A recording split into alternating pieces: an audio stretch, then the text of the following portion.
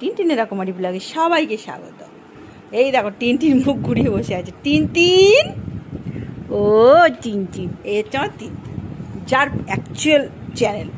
এই হচ্ছে চিকুরা আলি, হচ্ছে মামা। আর টোটো বাবা কই? এই তো ছিল, এই তো আমাদের তো বাবা বুঝি না। এই দেখো আমাদের খরগোশগুলো এখন তোলা হয়নি, বৃষ্টি ঝপ করে চলে এসেছিলো। আজকে 4টের আগেই বৃষ্টি এসে গেছিলো, রোজ 4টেই আসে। আজকে একটু মিস্টেক হয়ে গিয়ে 3:30 এসে গেছিলো। বাবা রামদেব।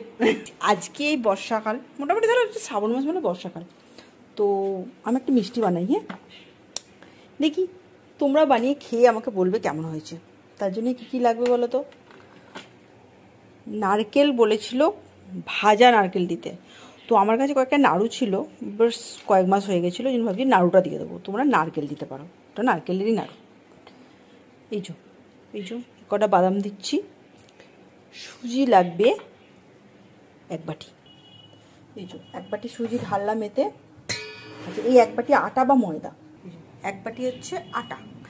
এই বাটিরই সেম মাপের লাগবে দুধ এবং চিনি গুঁড়ো বা গুড়। আর মিষ্টিটা না একটু দামি টাইপের, দোকানে যা বিক্রি হয় তার থেকে একটু দামি পড়বে, কারণ দেশি ঘি ভাজা হবে। আচ্ছা, ইচ্ছা করলে আপনারা সাদা তেলেও ভাজতে পারেন। তো আমার কাছে তো ঘি রয়েছে, আমি একটু ছোটো ছোটো বড়লোক হয়েছি, তো আমি দেশি ঘি রান্না। এই দেখো, দুধটা কিন্তু হালকা একটু গরম করে নিতে হবে। এই বাটির 1 বাটি দুধ, যা হবে যে কোনো একটা মাপের, যে যতটা পরিমাণে করবেন সেই মাপেরই সেম টু সেম সব কিছু লাগবে। আচ্ছা, সাথে কিন্তু এলাচ গুঁড়ো, এই যে এটা এলাচ গুঁড়ো, এখান থেকে 1/2 চামচি এলাচ গুঁড়ো দেবো মাখার সময়। আর সাথে মিষ্টি সোডা, মিঠা সোডা হচ্ছে মিঠা সোডা, এই ছোটো চামচে। হ্যাঁ দাও, ভালো করে মাখতে হবে। এলাচটাও দেব সাথে। এ দেখো, ছোটো চামচে 1 চামচ এলাচ, ভালো করে মিক্স করে নিতে হবে।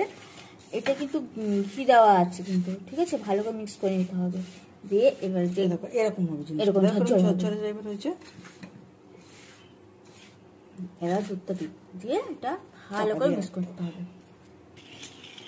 এরকম এবার দুধটা দিয়ে ভালো করে মিক্স করে নেওয়া হচ্ছে।